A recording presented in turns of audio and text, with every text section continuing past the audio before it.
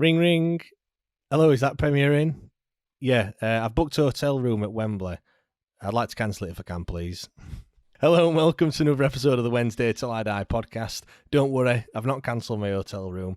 In fact, I've not even booked one. But I won't be cancelling it anyway, even if I had. This is just a minor blip that we'll get onto.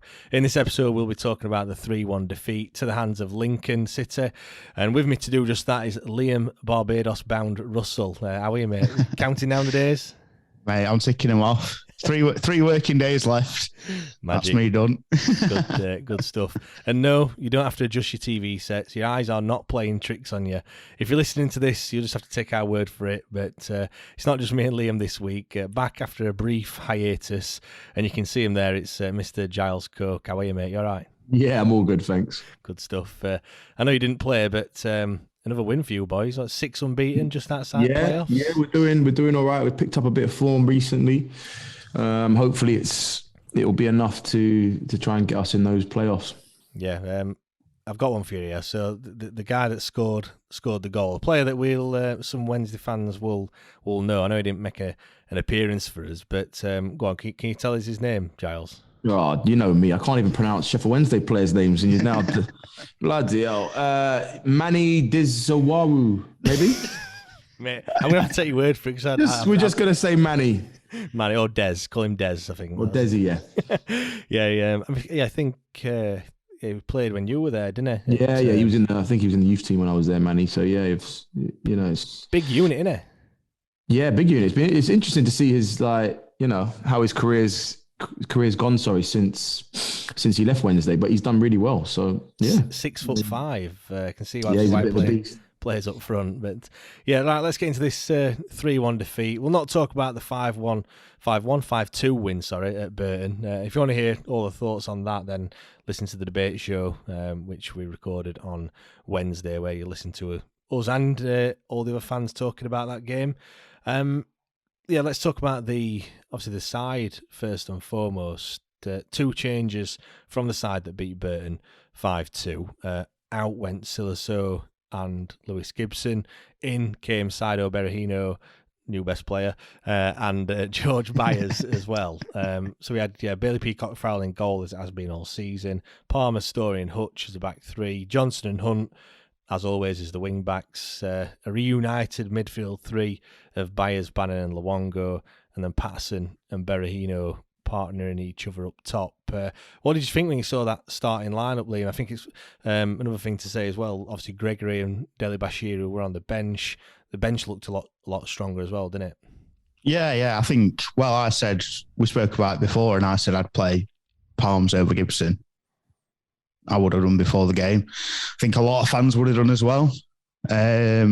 Obviously, he started at wing back on Tuesday night, but then we made the changes, or Moore made the changes, where he moved Hutch into midfield after the goals and Palmer back to centre half, and it showed us up. So I can see why he did it. I don't know. And I just thought, obviously, we conceded 2 goals midweek.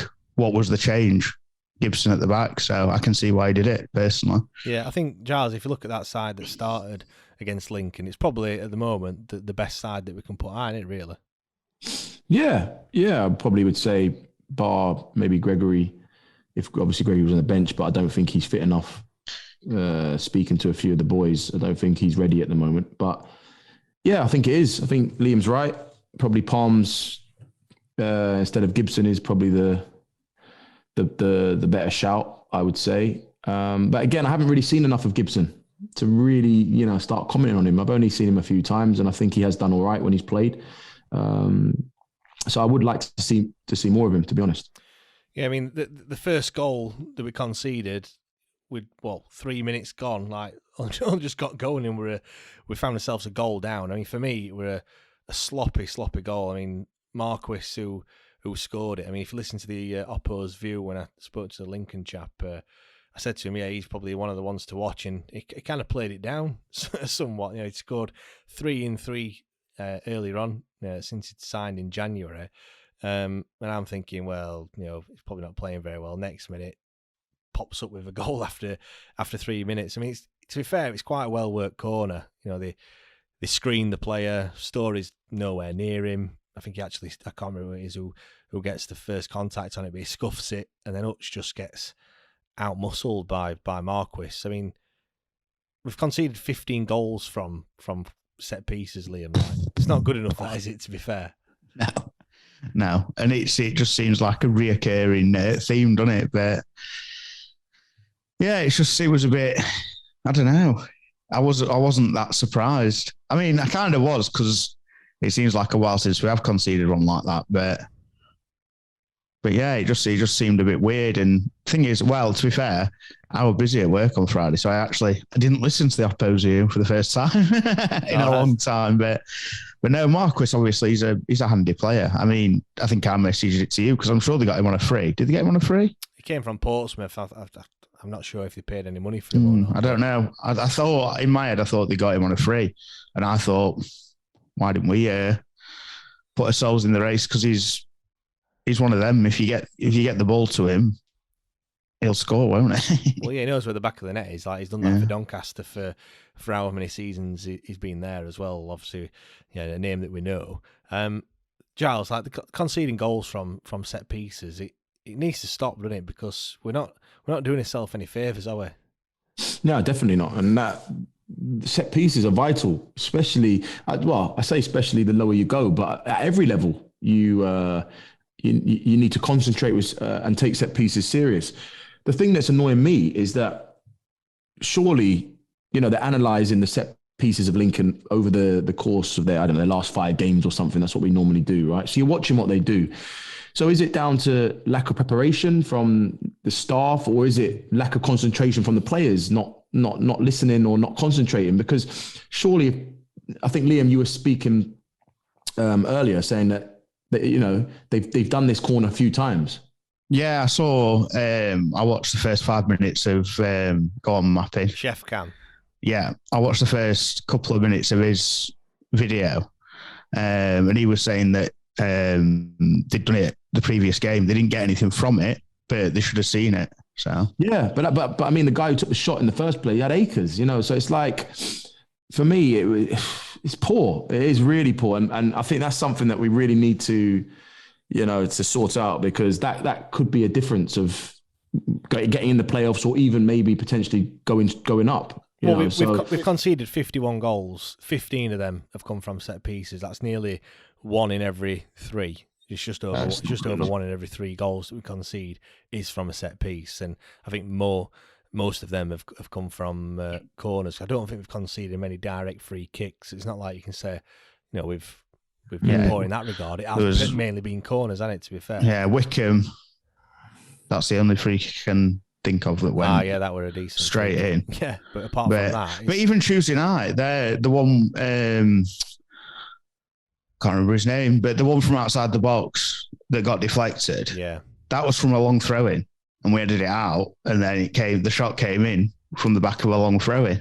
But sometimes, like, when it's a shot from the edge of the box or a bit further out, sometimes you think, well, these things can happen. It's it was a deflection as well. It was just deflection. The guy got there, came onto it from the edge of the box, and a man's sort of coming to close him. But these things can happen, so I can understand those types of goals. But these types of goals, yes, they can happen. But when a team's doing it consistently, then as a manager, or listen, I don't know, they are doing it, but you analyze and you see and you stop that at source. Do you know what I mean? And I don't understand why it was so easy. It looked so easy. We just looked at the goal again, and it was so easy. And of course, listen, Hutch is my mate, but he'll know that he should have done better for the goal as well. But yeah, we really need to. It just looked unorganised, didn't it? For me, yeah. It just didn't. It didn't look good at all. I'll be honest. And like you say, it looked like a decent move, but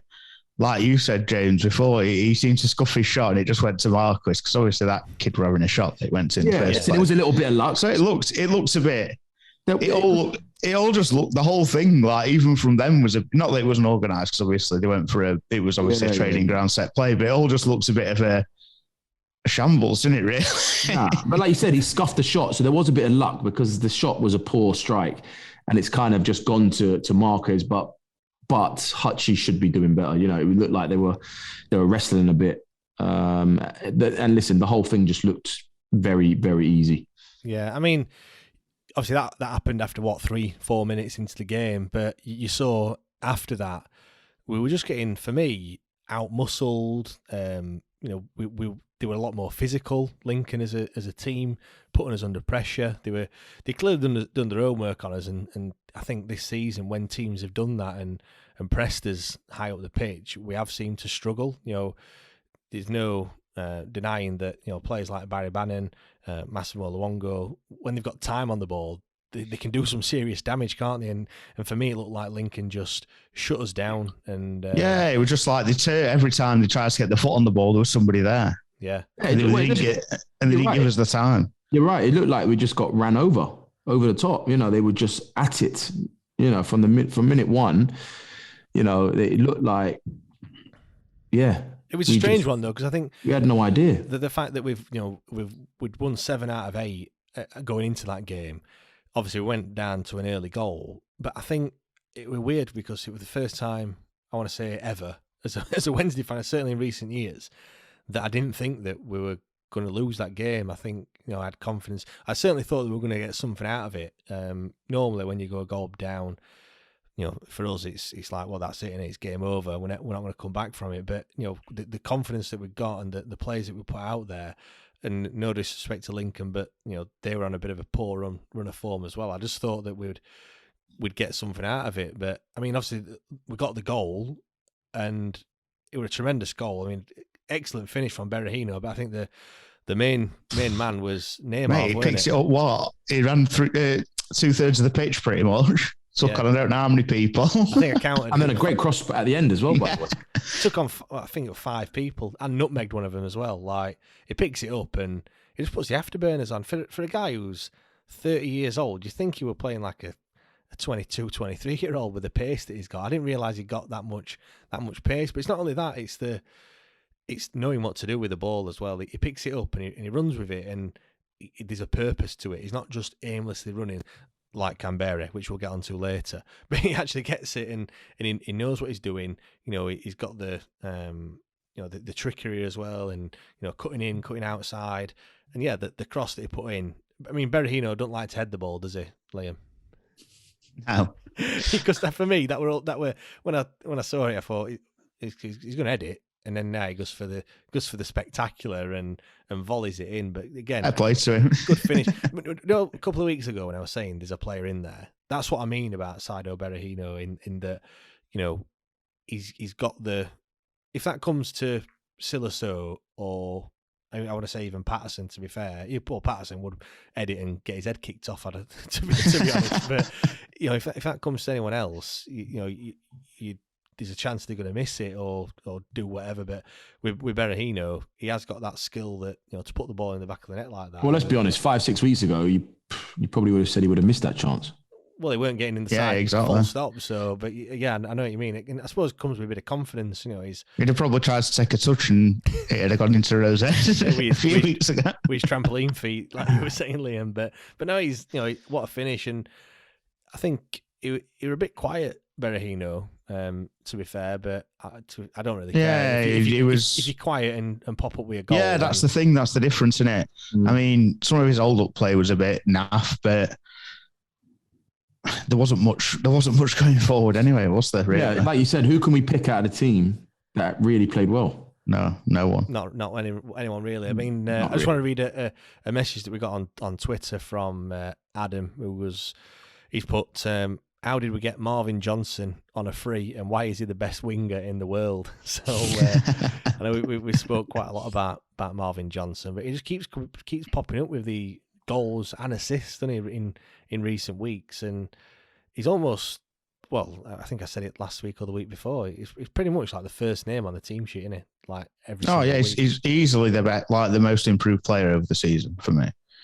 Yeah, have you been impressed with what you've been seeing of Marvin Johnson, Giles? Do you know when we were talking about him at the start of the season and we were saying like he's the worst player? What have we got him for?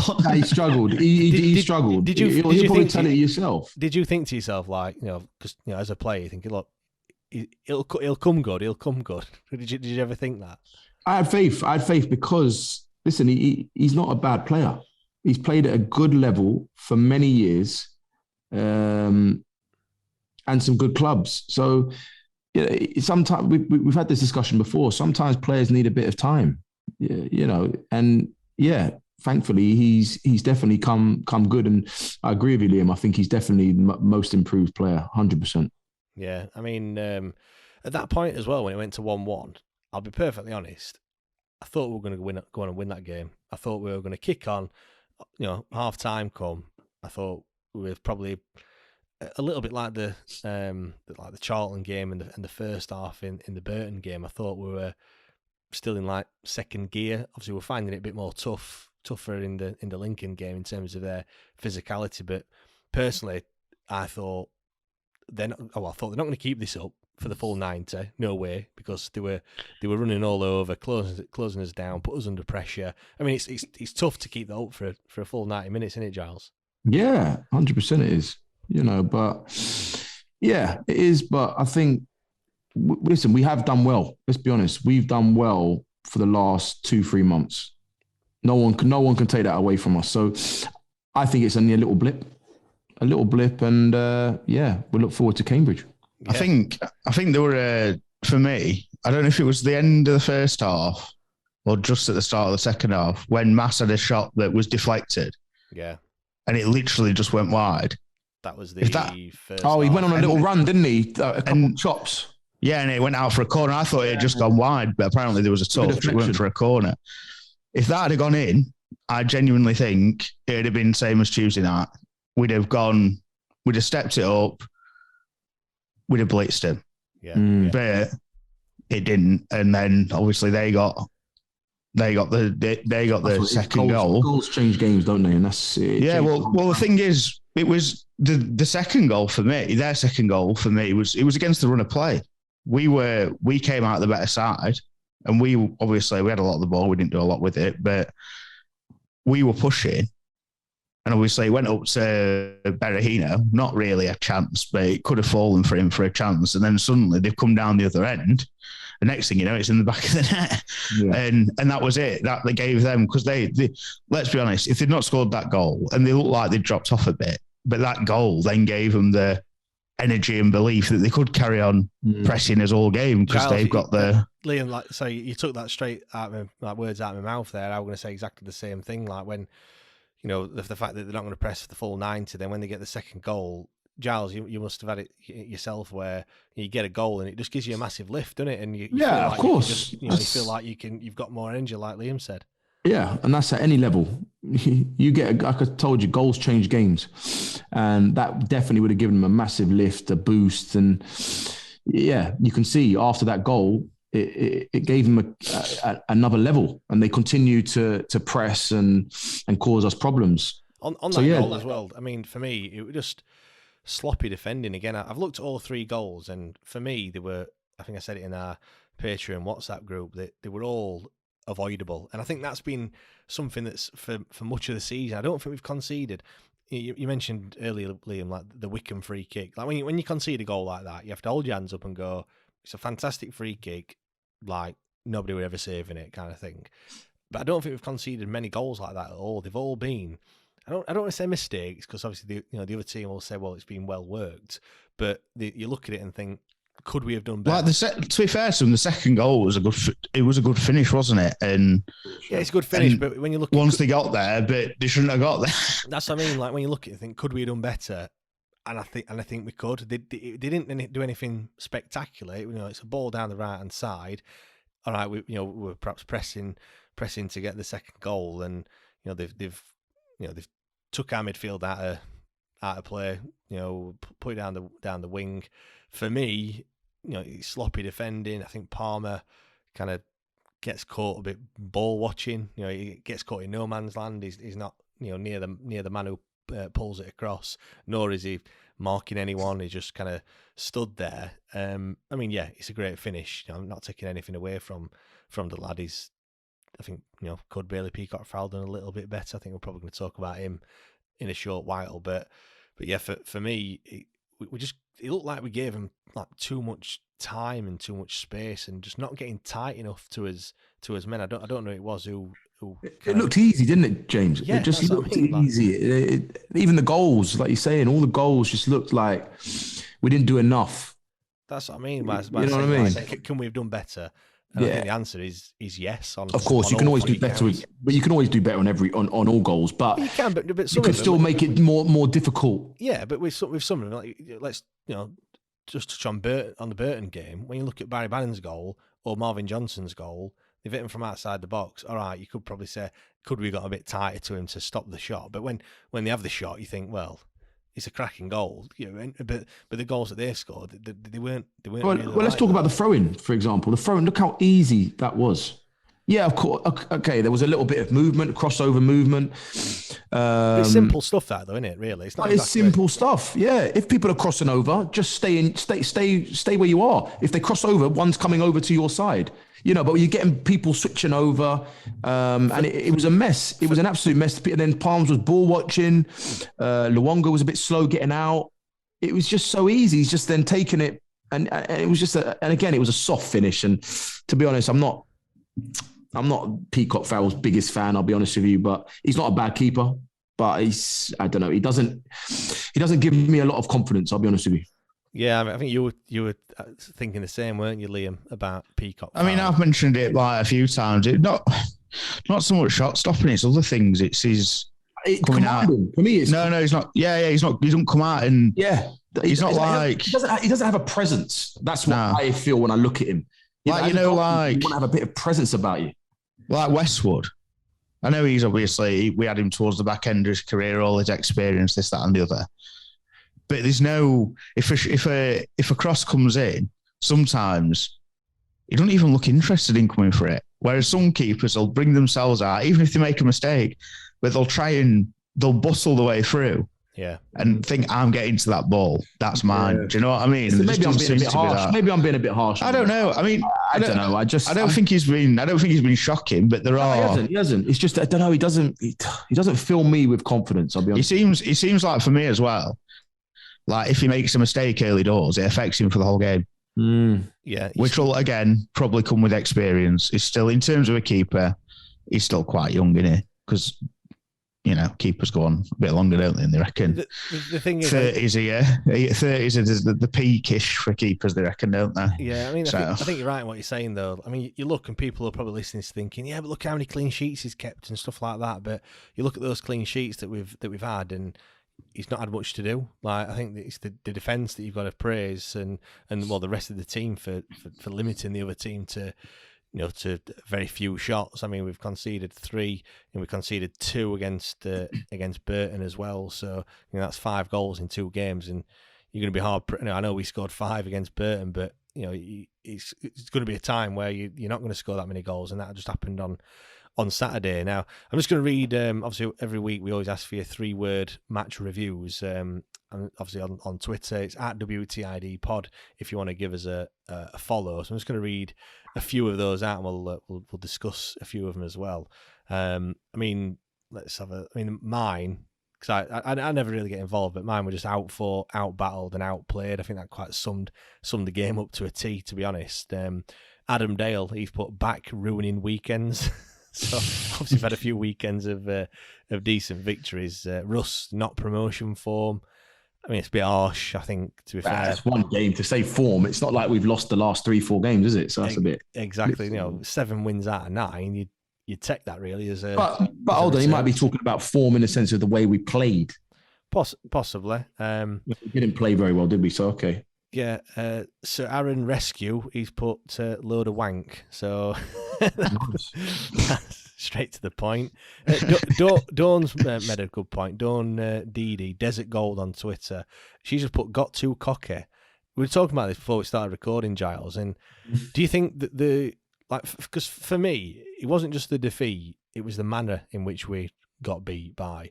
Now, you were saying before, do you think we got a bit too complacent? I don't know. I just think possibly the way it looked, the performance was that we were just going to turn up and roll them over. We've had a bit of arrogance about us because we were in good form. Won the last, is it 7? well, 7 out of 9. We won the last 7 out of 9 or whatever it is. We've won 4, got beat by Rotherham, then won the next 3. So okay, so yeah, but we're in good form, right? So I don't know if we just thought, we could just turn up and roll them over. Where, you can't have that mentality. Yeah. Do you think that they turned up and didn't expect that fight from them? And then obviously in the last, a bit naive to be thinking that, because Lincoln are a hard-working team, right? They matched us up, didn't they? They changed the formation to match us up. Yeah. So, I don't know. I just think, listen, I might be completely wrong. It might just have been, we were talking earlier, could it be there was just slightly a bit of tiredness? But again, I don't like to always use tiredness because I think it's just an excuse. I think they looked tired, personally. I just thought it looked like a tired performance. Like, not even, like you said, Mappin, and I think we're thinking the same thing, maybe mentally as well. They just didn't, I don't know, it was just weird, but I don't know, I just think it was an off day, personally. I'm not panicking.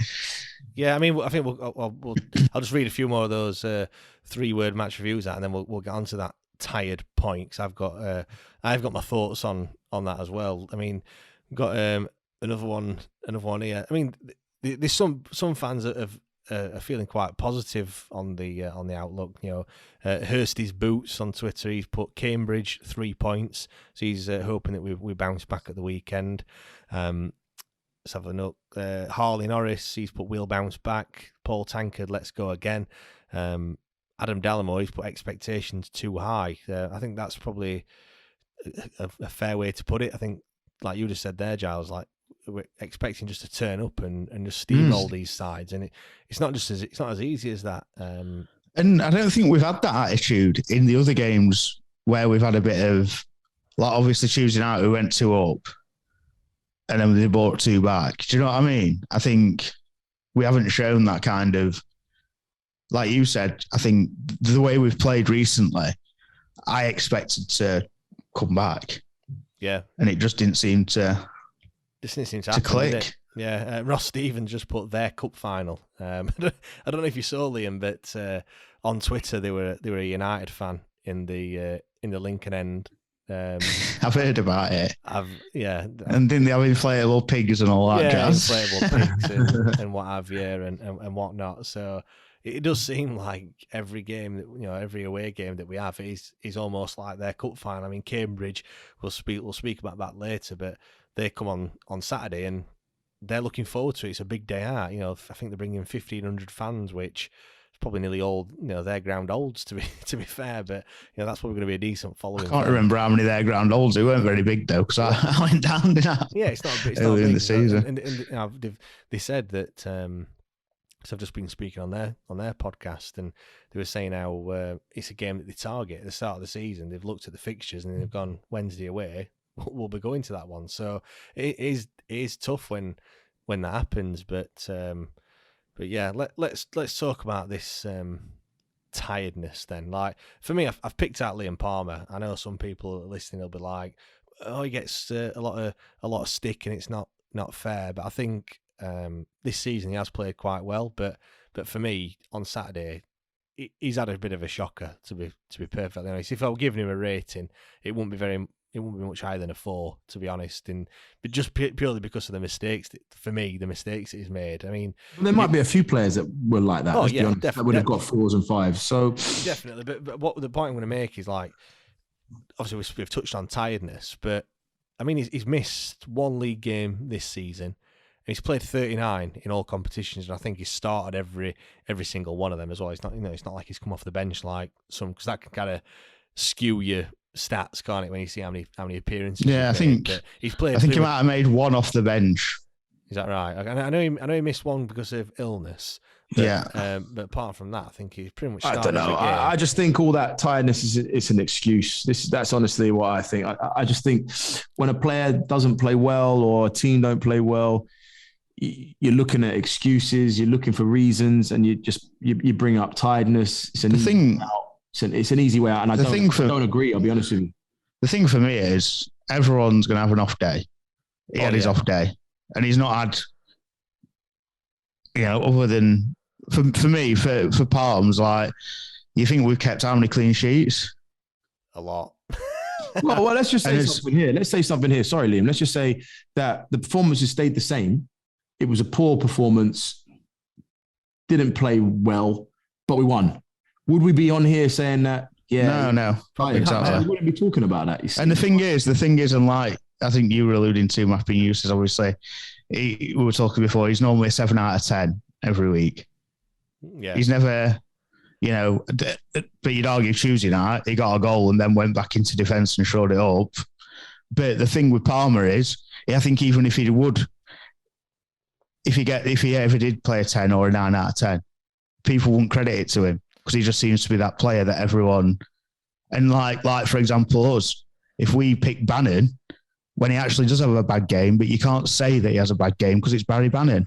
Yeah. Whereas when Palmer has a bad game, everyone has free reign and they go off ridiculous. But my point is, how many clean sheets we've kept? He's played at the back for what? 95% of them? Most of them, yeah. So listen, that's my 2 penny. One thing about me, I like to think I'm honest, and if someone's shit, someone doesn't play well, I'm telling you, whether they're my friend or not. I'm fair, I'm honest, and I'll be honest. Yeah, he didn't play well. He probably would be the first to admit that he didn't have a good game. But let's not kid ourselves here. Palmer's had a good season in my eyes. He's been one of the most consistent players this season, in my opinion. Without a shadow of a doubt. I mean, it just brings us on to Tim's point on Twitter. He's put, is it time for Iorford to return to the starting lineup? And if so, in place of who? And then Eddie Gelder's also put, he's put a bad day at the office, but no need to panic. But he has also gone on to say, is it time to change personnel in the back three? Maybe it's time for Gibson or Iorfa, or possibly both. Now, for me, Iorfa or Gibson. Like I said, Palmer's played a hell of a lot of games this season. We are coming up into a period now with 11 games scheduled. It's getting we're getting to the crunch now, the crunch point, aren't we? Now we have got players that are coming back. It's not like we haven't got anyone. He has had a poor game. For me, like we said there, Liam, he's a 6 or a 7 every week. He has had a poor game, but then it's not like someone like, for example, Adam Reach or Fernando Forestieri, where they have a bad game, but they've got the potential to have a 10 the next day. Do you know what I mean? They could pull something out of absolute nowhere. You don't really get that with William Palmer. So for me, but I think, like I said, he doesn't get the plaudits when he deserves them either. So the thing is, you look and we've played poor. We've conceded 3 goals. We've conceded 5 goals in the last 2 games. All right, I know Palmer were playing wing back for when we did concede those goals, but you look and you think, are we going to drop Hutch? I mean, potentially, if you might think give him a rest, maybe, but then you think, are we going to drop Jordan Story, who's undoubtedly been, since he's come in, probably one of our best players and an amazing signing that we've made. And then you think, unfortunately, Palmer. When I put my predicted starting lineup for Saturday, I actually left Palmer out and put Gibson in. And I did say, not because he's been playing poorly, just because he just falls foul of the fact that you can't really drop the other 2. Not that he can't drop him, but he's just not as good as Hutch or Jordan Story, so he just has to miss out. And I think that's kind of the case. And I don't know, is Iorfa and Gibson the answer? I don't know. I don't know. And I mean, do you not think, for example, when, like, in terms of everywhere else on the pitch, I think you can afford to change it if it's not working. But I think in defence, especially when we have actually done quite well defensively in parts, in spells, do you not need a settled back line? Yeah, I think. And do you not think that's why Bailey Peacock? Number one, why he played, and number 2, maybe why it might not change. I mean, I wouldn't be surprised if we did bring someone else in, but I don't know. I still think. You know what I think? My 3 defenders that I'd play. I would play Hachi, Iorfa, and Story. Those are the 3 I would play, and then I'd put Palms right wing back instead of Hunt. That's what I would do. And then obviously Hunt and Palms are fighting it out for the right wing back spot. Johnson, he's got his position. I think he deserves it well and truly.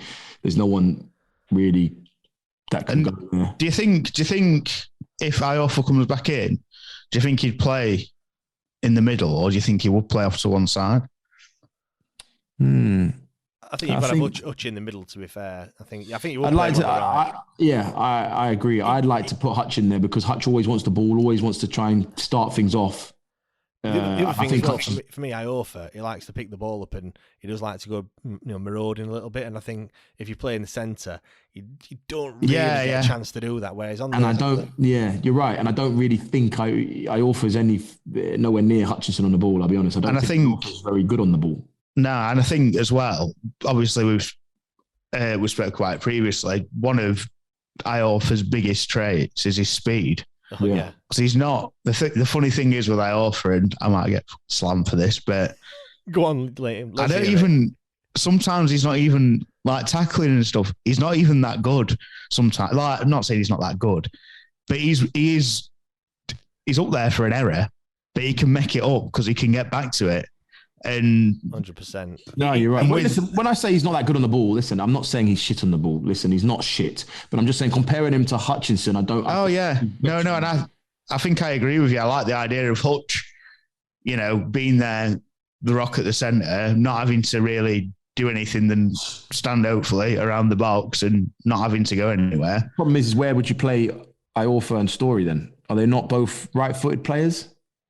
Yeah, I think they are, yeah. So we've got no left-sided. Is Gibson left-footed? Was that the argument? He is, yeah. But the thing is, we said that, but we've been playing with no left-sided player for most of it anyway. And we've won 7 out of 8, or 7 out of 9 now with that defeat on Saturday. So, yeah, I think it would be nice to have that, and it gives you that balance. But I think sometimes, we're talking about this balance and stuff, but do we need it? Do we if your play is good enough, I think you can play with both feet. To be fair, and do you really and I think I like the idea of Iorfa if he's fully fit and he's ready to go. I'll be honest, having that pace as well. Yeah, definitely. I think he'll be back in soon. I think Moore's biding his time a bit, giving Iorfa a bit more time for training and get a bit more up to speed. But I do think we'll see Iorfa back in the starting 11 soon. Yeah, I mean, just touch on the defeat as well. I don't know if you saw, but I think it was the press conference after the Burton game, Barry Bannon said that he challenges the team to go unbeaten for the rest of the season. Now, I fucking killed us, innit? Why did he go and say that? The thing is, if you follow it's the Harley Deans. If you follow us on Twitter, that's exactly what I said. I said this has the hallmarkings of Harley Dean. Never had an injury in my career. Statement that he made, and look what happened to that. And yeah, I tweeted earlier just saying, kind of told you so. Do you know what I mean? Saw it coming after he made those remarks, and same as Peacock Farrelly were talking about winning getting the record for the most clean sheets, and then goes and lets 3 goals. And it's almost like the curse. I kind of even though I felt confident ahead of the Lincoln game, it's like I daren't say it because one, you always get them people that put that tweet you saying this aged well and all this, that and the other, but it's just my kind of look when you say something like that and you come out with a bold, well, it's not really a bold statement, but when you say we're confident, it does kind of shoot you. It backfires, doesn't it? Yeah, it backfires every single time, and I just could see it from a mile off. It's just a Wednesday way, isn't it? When someone comes out and says that's what happens. I mean, thing is, from Saturday's game, my worry as well is that are other teams going to use that as like the blueprint on how to beat Sheffield Wednesday? We know, 7 wins out of 9. Seven teams have failed to do that, and we've. I don't think, like I said, it wasn't just, Palmer's made some mistakes, and he did, but we had one shot on target, which was the goal. I imagine. Yeah, it is. Yeah, but what I mean by that is they've pressed us for the full 90 minutes, made it hard for us. You look and Patterson's had 18 touches on the ball. Now I know he came off after 60 odd minutes, but if you add up Patterson, Berahino, Gregory, and Canberra, between all 4 of them, so obviously 2 on the pitch at any one time, they've had 66 touches between them, which is. For both strikers combined, they've hardly touched the ball. If you, in comparison, Hutchinson's had 96. So you look at, that shows that the possession that we've had is all, they've let us have the ball at the back on the back 4, like on the back. I mean, The thing is, though, for me, we've said all the goals are avoidable. So if we tighten up at the back, we obviously got spare. I know Marvin Johnson was unbelievable, but we've got the quality there if everyone plays well to get a goal. So even if people do play like that, you might have to get a scrappy 1-0. But I'm not worried. Yeah, I just think if Cambridge have done their own work, I know we were away from home against Lincoln, and I know I said that, and a few people mentioned it as well, it's kind of a potential banana skin. If you looked at the run of fixtures that we've got, we've now got Cambridge at home, Accrington at home, we've got a Gillingham away who are not very good. We've got the games that are coming up. Crewe, I think, are in that little running as well, which are all games near the bottom, and we play most of them at Hillsborough as well.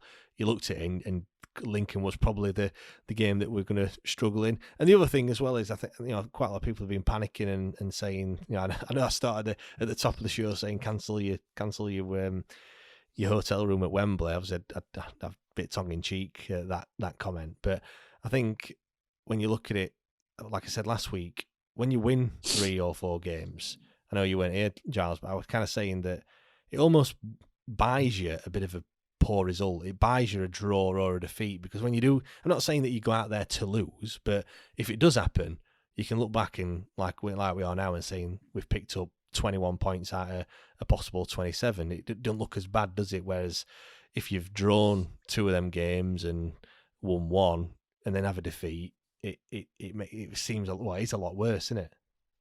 Yeah, definitely. I'm with you on that 100%. I just hope that it doesn't affect them, going into the next game, and it's just a blip.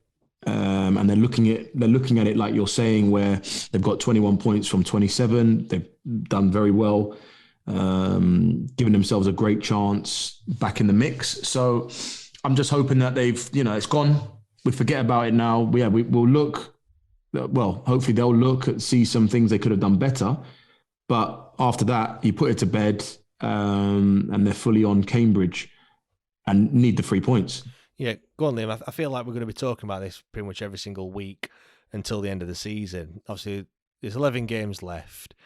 We sit 6th. So just give you a quick rundown. We've got Plymouth on 59 points, they're 8th. Sunderland on 60 points, they're 7th. We're on 61. Same as Wickham, who are 5th. Then there's a 4-point gap to Oxford and an 8-point gap to MK Dons, and then an 11-point gap to Wigan, who are 2nd. And then there's Rotherham, who are way, way up there. I know we've got a few games in hand over a couple of those sides, but where do you honestly think we're gonna finish? I mean, bear in mind those 11 games. We've got Wickham to play. MK Dons to play as well, which will be key. But all the rest are kind of below us. So where do you see us finishing? I know it's position. I couldn't give you a position, but I think we'll finish in the top 6. I said, I can't remember comfortably, or do you think it's going to go down to the wire? No, it's close, isn't it? It's all very close. And I said, I messaged someone the other week. It must have been before the last 2 games. Might have been just after the Rotherham game. And I said, I'd love to say we finish 4th, but penultimate game, last game, will secure his place in the playoffs. It's just last game, Liam. It's just I'd like to think not, but I can just see it. It's just the way that it'll go for us. Yeah. If it's the last second to last game, but if they squeeze that, I think we'll be in there. I think we'll be in there for a good 3 games prior. If they squeeze that rearranged fixture in. Yeah, it's penultimate game. It is the penultimate game. So yeah, we've got game in hand going right up. So it'll be Wickham. Yeah. Then Wickham away. Then Fleetwood. Excuse me, away. And then Pompey at home. 12:30 kick on a Sunday. Yeah, I don't know. I'd like to say we finish 4th. It's funny. I can just see it. I can just see it now going into the last 2 or 3 games, maybe the 3rd game, but I don't know. Yeah, it's funny because a mate who was a Rotherham fan, he asked me, he asked me the question, how many points do you think the champions will get? How many points do you think we'll get? And how many points do you think you'll need to get in the playoffs. And I was looking, thinking, well, I've never even thought about that, to be fair. But I thought, let's have I had a look at how many points we were on, and then I looked at it like, Rotherham are on 76 points. They've got 10 games left. It's like another 30 points to go for. And I'm like, well, I can see them beating the 100 points barrier. If they carry on. And then it got me looking. And you look at last year, 74 points you needed to get into the top 6. Now, discount 2019-20 because obviously that were a season that were curtailed early on. But the season. How many points have we got now, James? We're on 61 points, and then you look at you go to the 2018-19 season, 73 points got you in the top 6, 71 the year before. Then you look at now, and that's 10. You're going to need 80. Yeah, that's like we're saying we need 10 points from 11 games, which is like 4 wins and 4 wins and 6 defeats would have got you in the playoffs. And I look now, and I think. Yeah. No way. We're going to need the number of points that this year. It just shows that there's been a bit of a gulf in the league in terms of the teams at the bottom have been rubbish, but the teams at the top have been picking up loads of win. I mean, the defeat came.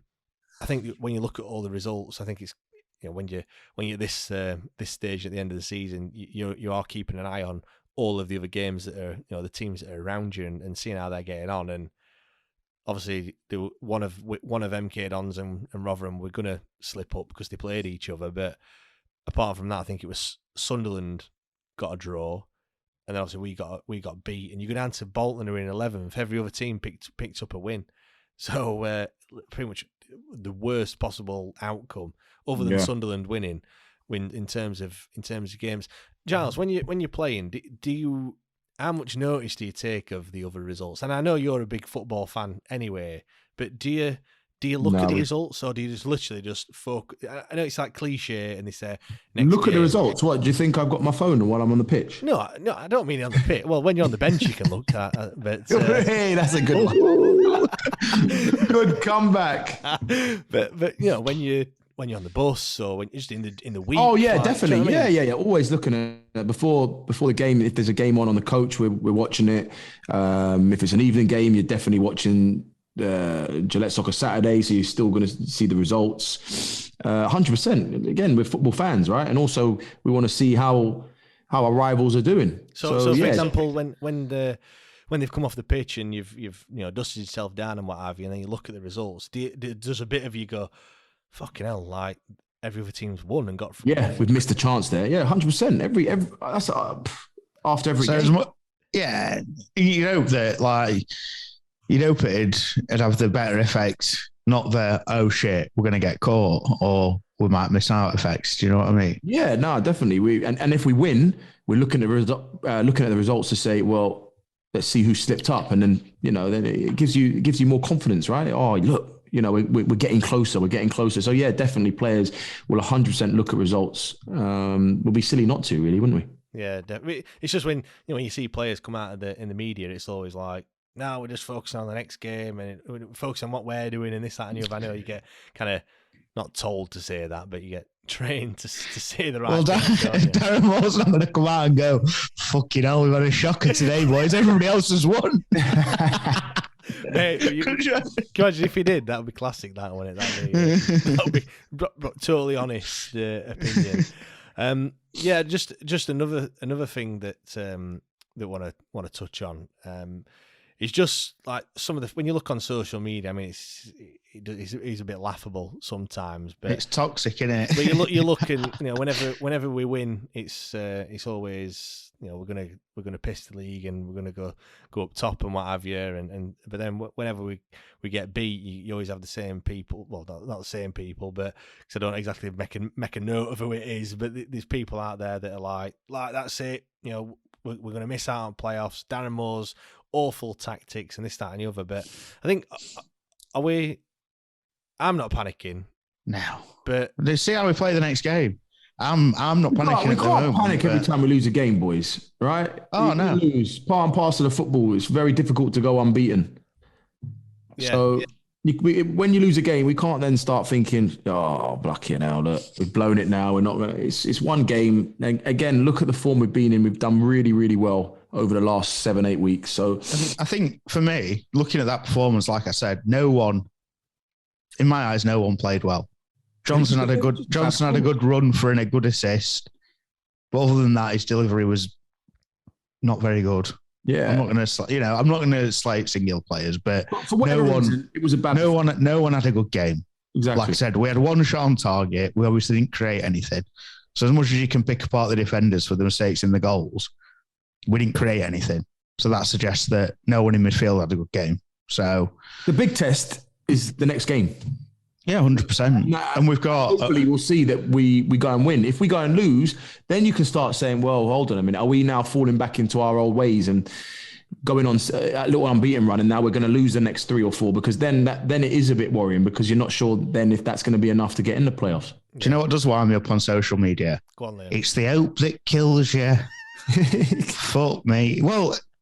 I'd rather have some hope than not have any hope and be 12th and play the rest of the season for no. That's a typical fan saying, isn't it? It proper winds me up. It's like, oh, well, it's the hope that kills you. So would you rather us not have any hope and be, like I say, be mid-table and play the rest of the season out for sod all, basically? Yeah, or would you rather be mixer having a pop? Now, just before I just come on to a couple of positives, obviously we had a few players that come back. I just want to take this opportunity to mention Patreon as well, so make sure you get yourself signed up for all the additional content, all the interviews that we've got. It's patreon.com/WTIDPod. We also have the giveaway, which will be announcing as well. So the Terrace we don't allow us to do a giveaway every single week. They do all sorts of club merchandise. I'm sure you've seen them. If you haven't seen them, then you must be living under a rock, because they do loads of stuff, mainly like mugs and replica shirts, bar runners, even do a dog neckerchief as well. So that's a bit of a strange one. But anyway, yeah, the terracestore.co.uk is their website if you want to go over and check what they have to offer. So like I said, just to be entered, you just need to head over to Patreon and sign up. Not only do you get entered into the draw, but you also get access to all those interviews. I think there's more than 30 interviews that you can listen to with various different former players and managers. So yeah, get signed up. And I think it's part 2 of the interview with, go on, remind me who it were that we spoke to last week, the other week. Jack McGomer. That it was on the tip of my tongue. But, you're all right there, James. What do you mean? I didn't want to get him wrong, you see, and call him someone else. But Jack McGomer part 2 is out on Thursday as well. But anyway, this week's winner is Kieran Curry. So congratulations, Kieran. Drop us a message and we'll get that all sorted for you. A mug of your choice from the Terrace website as well. Yeah, right. Positives, even though there's not many positives from the Lincoln game, but great to see Gregory and Dele Bashiru back in action, because I think Gregory in particular, we have been, even though Patterson's, he got 3 goals in 3 games, Berahino's pitched up with a goal. There's no doubt that some of the chances that we've had, if Gregory was on the end of them, you'd put your house on him scoring. So it's great to see him back in it, Liam. Yeah, and I think, to be fair, I'm quite excited to see him have a pop with Berahino going forward. Do you think them two will work quite well? I think so, yeah. I think so. Like he's just got a bit more now. He's sorted his touch out. Yeah. What do you think? Like Berahino kind of playing on the shoulder of Gregory and Gregory. Yeah. I think so. Yeah. I don't know. I just think it might work all right. I think it's weird though, because obviously, we're talking about Gregory coming back, but you look at the best run of form that we've been on, and that's been without Gregory. Obviously, it was he broke his toe or a bone in his foot or whatever it was in the Oxford game where we got beat, and then it was kind of since then we have gone on that stupendous run that we've had. But even so, he's Gregory is a key player in our side, isn't he, Giles? Yeah, definitely. It could either go one or two ways. Him coming back could strengthen it. which he should, because like you said, he's our main striker. But like you said, he wasn't in the team when we went on this good run of form, right? So him coming back could possibly, change things in that sense, or it could kick us on.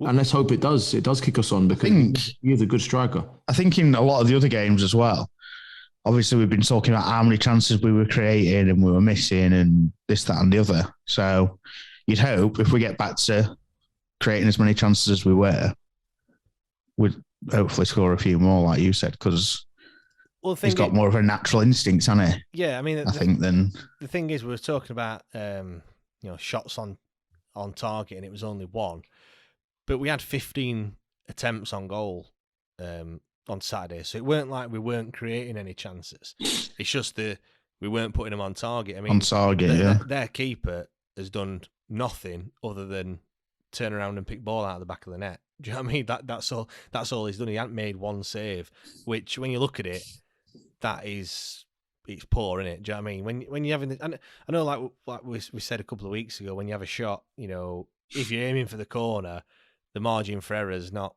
it's smaller. It's smaller, isn't it? Because if you go a bit to one side and you've missed the target, whereas if you just go for the middle of the goal, yeah, you're going to hit it on target. It does good for your stats, but you're never really going to score because you make it easy for the keeper, don't you? But yeah, I think. I don't think there was many. Well, Berahino, other than his goal, Berahino and Patterson didn't really. That shows you how many touches he had on the ball. They didn't really have much of the ball, did they? Nah, it seemed like, I don't know. I from watching the game, I think, like I said, the one that got deflected that Mass had from like around the outside of the area. Other than that, I can't even think of any sort of shots that we had where they blocked. Do you know what I mean? I can't really. Nothing stuck out in my mind as like, we should have scored there. Do you know what I mean? Yeah, well, it says it's Saido Berahino had 4 shots, Barry Bannon had 3. Berahino had most shots out of anyone on the pitch as well on Saturday. But yeah, it was just my only concern about Gregory, right, coming back, is he's been out for how long? 8 weeks? Or is that me going too far? No, it might be about that. It sounds about right, to be fair. Yeah, like I say. So he's been out 8 weeks. So he's been out 8 weeks, right? And we haven't really got time for him to get back in. Sometimes it does take a bit of time to get back after you've been injured, but we haven't really got that time, especially March, April, where busy period, a lot of games, and it's crucial. We really need him to come back hitting the form. I'm really just like he hasn't been gone. Been away, yeah. Been away, yeah, because otherwise that's where I'm saying it could then start possibly going wrong if we're relying on him so much and he hasn't, he's not bringing that form that we know that. I think the thing is as well, the last few weeks as well, we've had people popping up from midfield and we just need to keep that going. Yeah, exactly. Like we didn't really, I think there was that Bannon shot that hit the back of their defender, but apparently it hit the back of Berahino and it was given a goal kick. Yeah. That was a shot. And I mean, that probably count as an attempt, wouldn't it? Yeah, it would. Do you know what I mean? The thing as well with what Gregory does offer though is, I don't want to use that term "fox in the box" kind of thing, but he's there and thereabouts, and the balls that we've been putting in, the balls that Hunt has been putting on that right hand side, and definitely the balls that Johnson's been putting in on the left. It's been like 6 and 7 crosses every game, and Gregory's good in the air as well. There's no denying that. He can, when he puts his head on it, it's he's gonna try and get it on target. Not saying that nobody else tries to get it on target, but he does well to get to the ball. So hopefully, fingers crossed, with the deliveries that Johnson's been putting in, those two can work quite well. Obviously, he likes to hold the ball up quite well, which, but he does need it. I know I've just said he's good in the air, but I think when you're holding the ball up, you do need it to feet. But then you've got to have players, rushing on. So you need the likes of Barry Bannon and George Byers supporting him and not just sitting back. But it'll be interesting to see. I mean, we'll touch on. Obviously, we'll talk about Cambridge game in a sec. But do you think Gregory will go straight into the side on Saturday? And if so, who's he going to partner? Excuse the pun. I'd like to see him because I don't think we've got a lot to lose. We like Patto's had his little run, and he's played well. And I like Patterson, but I'd like to see Gregory and Berahino on Saturday. I suppose if you look from there, I think you touched on it when you messaged me before the Lincoln game, and Gregory is not really an impact sub, is he? Whereas Patterson, you could probably say he is. Patterson could really change a game. I don't think Gregory coming off the bench changes much, really. He's not that type of player, is he, Giles? No, he's not. But I think personally, if Gregory was ready, he would have played against Lincoln. Well, he's got another week, hasn't he? So weeks in football is quite a long time, isn't it? Yeah, no, it is. I just think if he's ready, and he needed I think did he come on for 30 minutes? And he needed that first, yeah. And he needed the 30 minutes to. And let's be honest, we weren't playing well, so. Yeah, listen, we're not judging. We don't need to judge him on that game. It's his first game back in a long while. He's come on. He's done all right. He put himself about. He didn't really have any chances. No one created anything for him, right? But if he feels okay and the manager thinks he's ready, then for me, he's starting on Saturday. Yeah, I mean the other argument you could say is we've still got 11 games of the season left. We're sitting. I won't say sitting pretty, but we're in the playoff positions as we stand. We know that Darren Moore don't like to rush players back. He's not done that with Iorfa. He had him on the bench, didn't bring him on. He brought him on for 10 minutes. Obviously, he sat out the Lincoln game, so he don't like to rush his players back. The argument. Do you not think we're best off starting the best team we can and then bringing them off if we need to bring them off? Possibly, but you could say the argument would be is, and I know it's always a risk and ifs, buts, and maybes, but if there's a element of doubt as to whether Gregory's fit. It wouldn't be, but I don't think he'd be in the squad if there was an element of doubt. Well, if he wasn't capable to play. Yeah, you might be right. Good amount of the game. He doesn't really do that, does he? He doesn't really put players on the bench that are like 50% fit. Yeah, but what I'm saying is, if would you rather like him not play or not feature, and then play when he's ready? Because the last thing we want is Gregory to pick up an injury. I mean, if you look, I'm looking way into the future.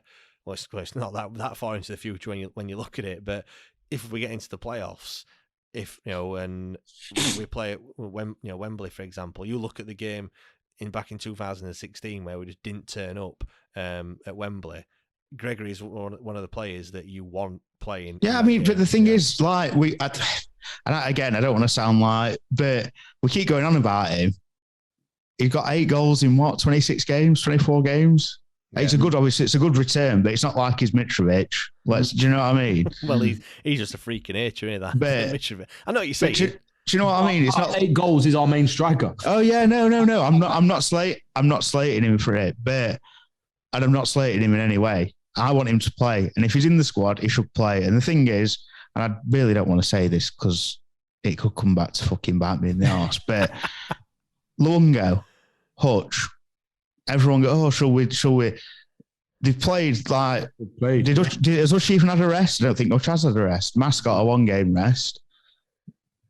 Just get them out playing, and if they get injured, they get injured. I agree. I agree to a certain extent. You don't want to be silly because they're big players for us. But they need to get, if we want him to be that player in the playoff final or the playoff semi-finals, he needs to play. He needs to play. Otherwise, he's not going to be that player we want him to be. But I'm sure. I mean, listen, he is definitely going to play. It's just whether or not he plays this Saturday or next Saturday. He's definitely getting back in over the next couple of weeks, right? Oh yeah, Well, he came off the bench, didn't he, on Saturday? Yeah, that's always a big sign. But I think if he doesn't start on Saturday, sorry, Liam, if he doesn't start on Saturday, for me, he's 100% starting the next game after that. And the thing is, we want to. You think this game, even Tuesday night, we got the early goal. I know they brought 2 back. Game before that, we got the early goal. Charlton. Yeah, we need to go out of the traps and get it. They got the early goal yesterday. Yeah. Do you know what I mean? Yeah. I'd rather him start, come off on 60 minutes. 60 minutes if he needs to. Mate, half time if it's comfortable. Bring him off when he needs to come off. But I'd rather rather go out and rather than bringing him on to change the game, start him and get in front and then bring him off. The thing is as well. You bring you bring him on when we need something, the odds are he's probably not going to do it. Yeah. Like, I'm not, you know what I mean? There's more pressure, isn't there, Giles? If you're 2-0 down, right, go on, pal. Crack on. When he's just been injured for however long. Yeah. I don't know, because I'm not a professional footballer. Sometimes, like I've just seen it before, sometimes what managers do is they put them on the bench, give them 30 minutes, give them a little run out, and then the next game they start. And then he'll probably play 60 minutes, maybe come off, and then he's got a little bit of fitness back in. He should be there or thereabouts, ready to go. And then next game he may. Do we know if he's played like a 23s game or anything like that? I'm not sure. I don't think so, because I know Iofa played one, so I think if he did, we'd have probably heard about it. But I don't know if he played a game behind closed doors or not. Well, there we go. We don't know. Sure. More might be just put him on the bench because he was available. He's trained maybe, I don't know how long. We don't know how long he's trained for, but maybe he's only trained a little bit. Put him on the bench, but maybe Moore does want him to play in a 23s game. Well, to be fair, I mean, he brought Canberra on and Gregory at the same time. It might have been that his plan perhaps weren't to bring him on, but I suppose if you've got him and he can play a little bit, you can have him there because the bench has looked weak. Like, especially when we played Burton. I know we didn't need it in the end. But that's the strongest bench that we've had in a while, isn't it? Yeah, that's what I mean. We had Gregory, we had Fizz, Deli Bashir, Iofa on there as well. So Gibson. Yeah, it did look decent. So maybe it were like, I think we were 3-1 down at the time when he came on, or were it 2-1? I can't quite remember. No, I can't remember, to be honest. But we were definitely losing it at the point where he came on, and in recent weeks when he has changed it up, it's worked. This week it didn't quite work in our favour. Tom on the Patreon members WhatsApp group just wants us to talk about Canberra. We'll only talk about him briefly, but for me, he's we've already said, haven't we, that he's like fifth and sixth choice striker that we've got, and if they were all fit, he wouldn't even get a sniff. He'd probably sign under 23s playing for them. But we haven't got that luxury. We have had Gregory in Windass out, but when he came on, he just did absolutely nothing. I don't know if you saw that run that he had, Liam, but he picked it up in our half and he ran, and he just looks like he. I just don't think. I don't know what level. I don't know what level is his level, but I just don't think he found it. The thing is, I'm not going to slay him.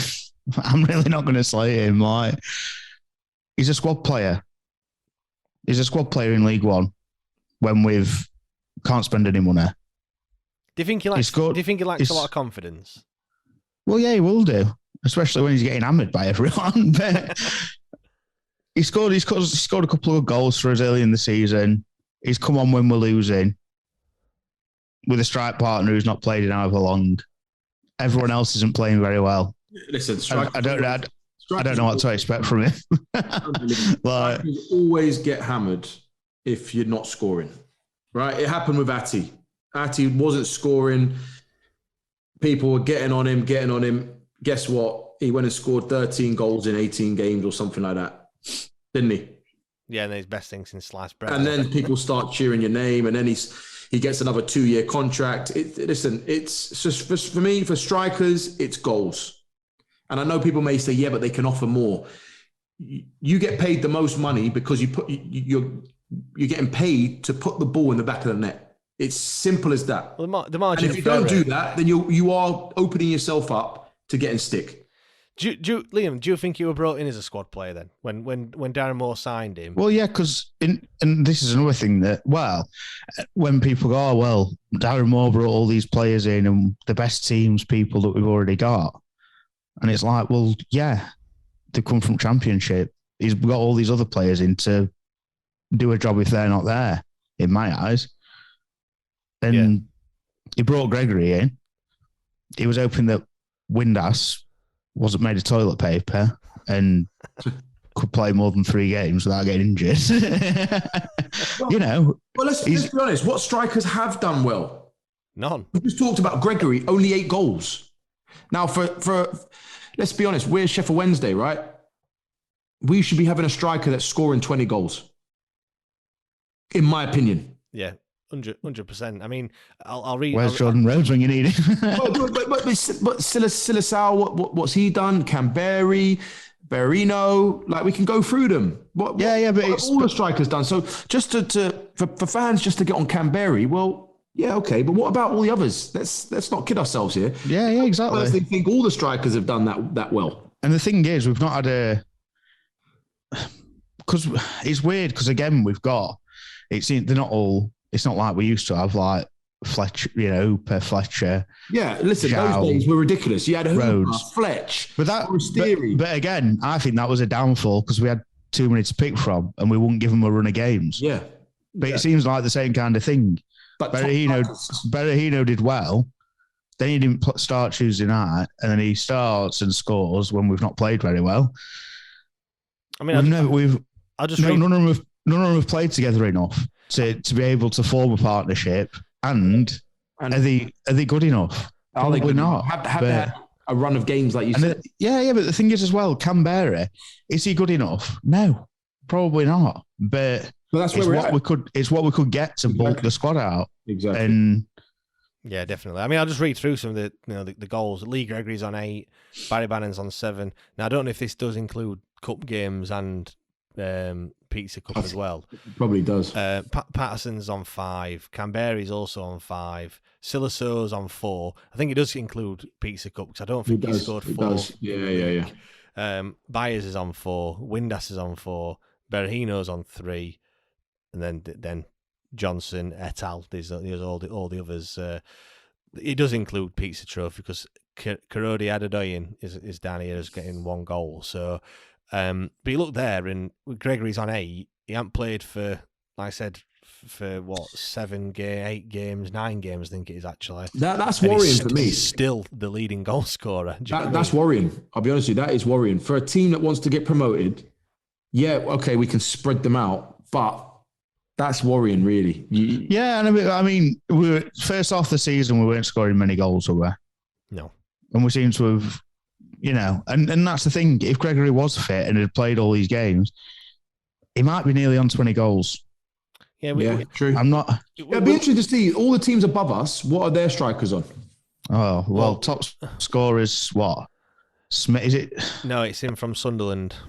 Oh, it's Stewart. Yeah, Stewart's he's on something like 20 odd goals. And then Smith this season. Then it's and Smith then Rotherham. Morecambe. He's up there still, isn't he? Stockley. No, not Stockley. It's Stockton, isn't it? Stockton. Stockley. Sorry, Stockton. Yeah. All right. Matty Taylor's got to be up there. Let's have a quick look then. Matty Roxford. Taylor, yeah, he's on 18. You've got you've got Stewart from Sunderland with 22. Yes. You've got Smith from Rotherham on 18. Stockton's on 18. Taylor's on 18 as well. Then you've got Will Keane for Wigan. He's on 17. Yeah. Is it Alfie May? He's on 17 for Cheltenham. Then it's Scott Twine for Milton Keynes. He's on 14. Hardy 13 for Plymouth. Lang for Wigan. So Wigan, between 2 players, have got 29 goals. This is what I mean. That's something that we need to improve on 100%. Oh, 100%. It's come though, and the thing is, it's come better second half of the season. And like I say, I'd hope if Gregory was fit, he'd probably. I mean, but you look as well, and you look at the other teams, and they've got like 2 and 3 players that are scoring more goals than what Gregory has, and any other player for us. Rotherham, Freddie Ladapo, he's got 11 goals. Who else we've got? Brannigan for Oxford, he's got 12 goals. Add that to the 18 that Taylor's scored. Now you could argue that we have had a lot of injuries, which hasn't helped. And when I'm just nearly not lapsed off the table. Sorry, guys. Yeah, you could argue that that we've had injuries, so the reason why our players they've all been spread out is because players haven't played, and it's a testament that when them players haven't played, for example, you dare say that if Cole Stockton doesn't start for Morecambe or picks up an injury, they're probably thinking, well, who's going to score a goal because he scores all of them. Same with Stewart for Sunderland, if he don't play. Are they going to be looking and thinking, well, he scored? Well, he scored most of our goals, and we haven't got anyone else to score them. But I don't know. it is certainly a worry. For me, it's been a worry for a long time. I've always said it. We go back to the fact that Neil Mellor is the last player to score 20 goals for Wednesday when we've had Hooper, Forestieri, Fletcher, Rhodes. Surely Forestieri got more than that. He not got 20 in a season. I think he got 17 in his best season. The other worrying thing is the fact that the one before that was Steve McLean, and they're the only two players since the millennium to have scored more than 20 goals. But the thing is, if we had a partnership, if we had two strikers that were scoring 12 each, if we had two strikers, wouldn't be an issue. That would be a well, yeah, that's it. That's it. It's one. But the thing is, on the other hand as well, if everyone's getting in and we won every game 1-0, I won't care. Listen, it doesn't mean that you can't get promoted. It doesn't mean you can't get promoted with spreading the goals around the team, but it certainly helps. So it definitely puts you in a stronger position if you've got a striker that's scoring you 15, 20 goals. That's wait, 100%. I mean, the other point, I'm just on the BBC website, and the other statistic. Obviously, love a good stat. It gives you goal conversion as well, and you see some of them. Will Keane is in the 30s, so every 3 shots he scores a goal, which that's obviously key as well. But you look at like Sam Vokes, he's only scoring 14% of his shots, but it just shows you how many shots he's having because he scored 12 goals. So I was going to say how many. I was going to say he's got to be up there because he scored a few recently. He scored 12 in 30. But the other thing you look as well, you look at the appearances that they've all had. None of them, other than Hardy for Plymouth, none of them in the top 10 have played less than 30 games this season. That's the other key thing. The players that are scoring the goals, they're playing week in, week out, and they're forming them partnerships, like you're saying, Liam. If Gregor was fit, then it's a good chance he probably will be in double figures. Yeah, definitely. Right, let's get on to the next game briefly. So we've got Cambridge United at home on Saturday. They sit 13th in the league. That the team with no hope, as you were saying, Liam. They've got no hope to be killed off, have they? Playing for pretty much nothing. They drew 0-0 with Shrewsbury at the weekend. According to my research, we've never beaten them, Cambridge. We haven't played them that many times, but we've never beaten them. Obviously, we drew 1-1 at their place. You were down there, weren't you, Liam, in horrendous conditions? Yeah, we'll not go back to that one. Yeah, what, an 80th minute equaliser from Deli Bashiru. It were awful for 87 minutes. Yeah. I mean, to be fair, that game, we came away from it, perhaps should have won. That was the game where the wind was horrendous, weren't it? Oh, yeah, no, crap, we shouldn't have won.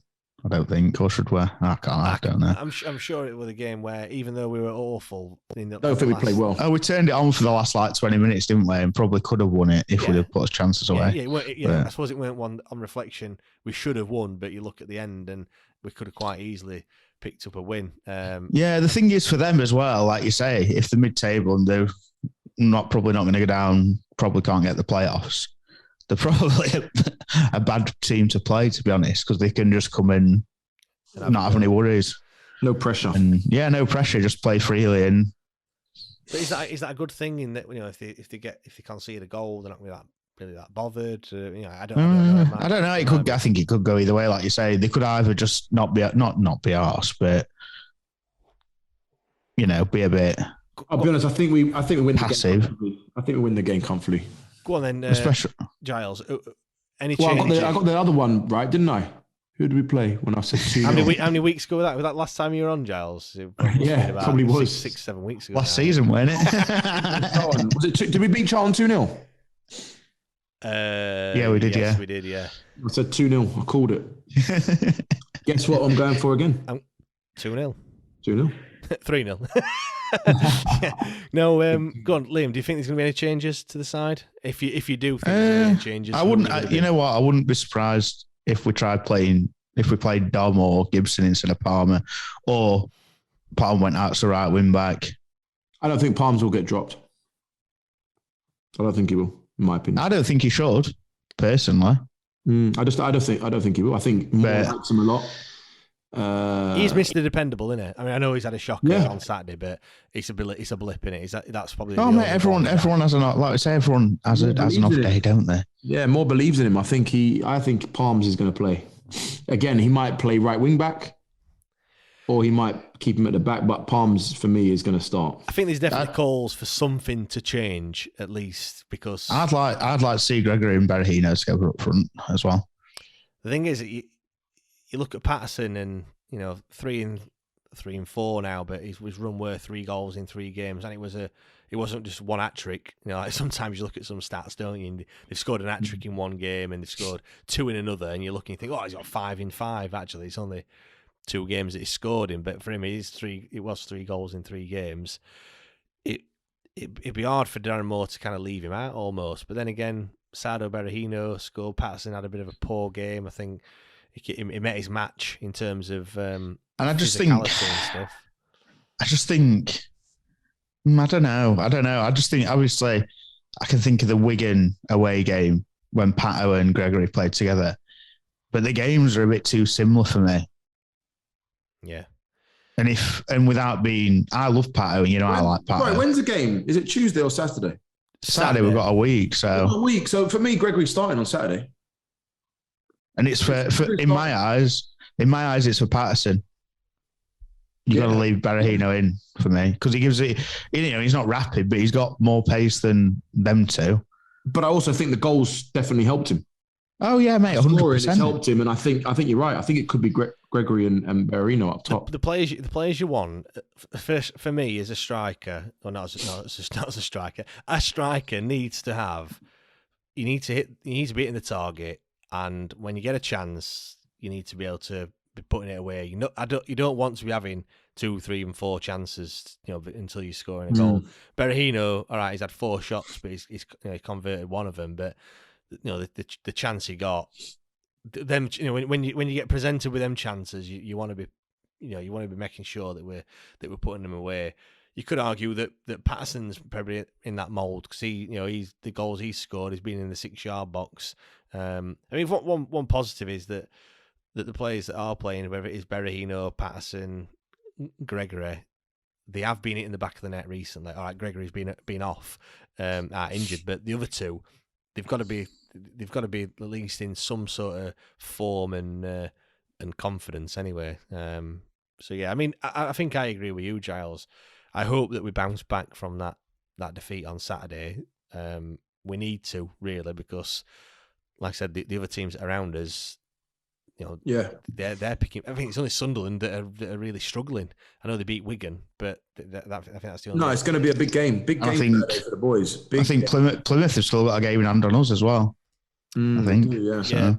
I mean, obviously, I know we're going to talk before the Accrington game, but I think that game is also key.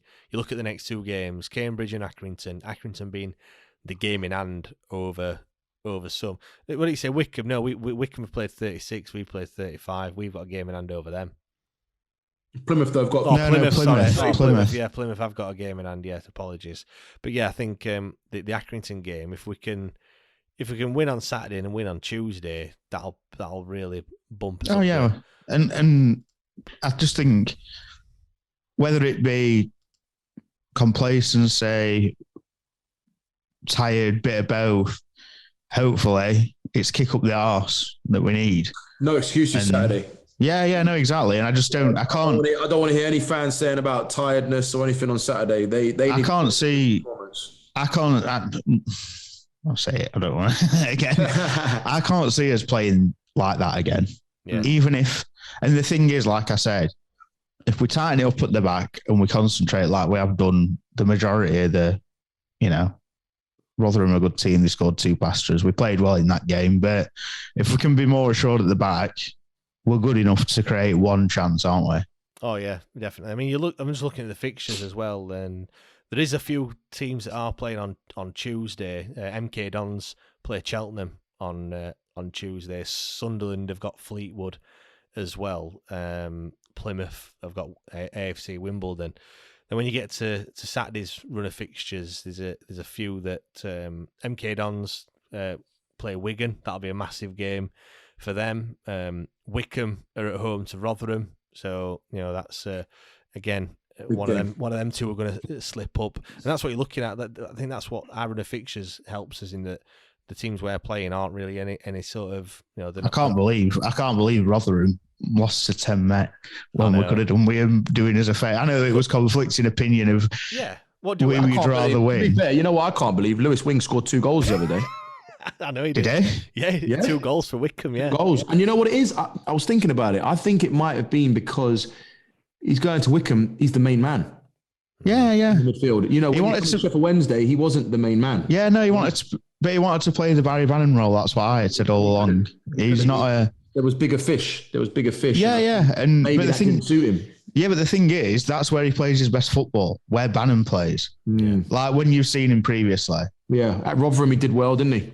And yeah, he didn't play very well for us. But again, I don't think he was playing in the number one in the right position. Yeah. But anyway, yeah, I just thought I'd let you know. I didn't see that, to be fair. I'm normally the one looking at goals as well. Yeah, you're normally 2 goals from the wing dog. Did you not watch Quest then on Saturday night, Liam? You know what? I watched it. I watched a bit this morning. Oh yeah. And then I just skipped to see what they said about Wednesday. And like I said, they didn't even. Oh, we'd love to see any of the Lincoln goals again. They didn't even fucking talk about Marvin Johnson's goal. I thought, hang on. A quality goal. Well, it's been shared on Twitter a fair few times. Anyway, right, we're gonna wrap it up there. Thank you everyone for listening and watching. If you're watching us on YouTube, obviously, we've got the YouTube channel as well. So make sure if you haven't done so, you've subscribed to us. I don't think you're gonna have to put this out. Sorry, mate. I haven't had a haircut yet, mate. I mean, bloody hell. Look at the state of mine, mate. I think. I have to not cut it just so I've got some. It's windy outside. That's the excuse, isn't it? Yeah, I've got to that sort of stage. One where I don't care, and two, I'm past caring, even if I did care, to be honest. But yeah, so thank you very much, everyone, for listening. Give us a rating as well if you do enjoy listening to us. Obviously, we've got the debate show on Wednesday where obviously you can have your say and we can talk about this defeat on Saturday and whether you're panicking or not, or whether it is just a minor blip. And then we'll have. Are we talking about the fight as well? Who are the 2 guys again? I can't remember the names now, but yeah, that got a bit tasty at times there, didn't it? A bit tasty. Get them back on Wednesday. If they're listening, you join on Wednesday. Quality. And then yeah, I'll be talking to the Cambridge podcast under the Abbey stand, I think they call themselves. So that'll be the Oppo's view probably on Friday morning as well. So thank you very much, everyone. Liam, enjoy your holiday to Cleethorpes or wherever it is you're going. And yeah, we'll see you all next week. See you. Cheers.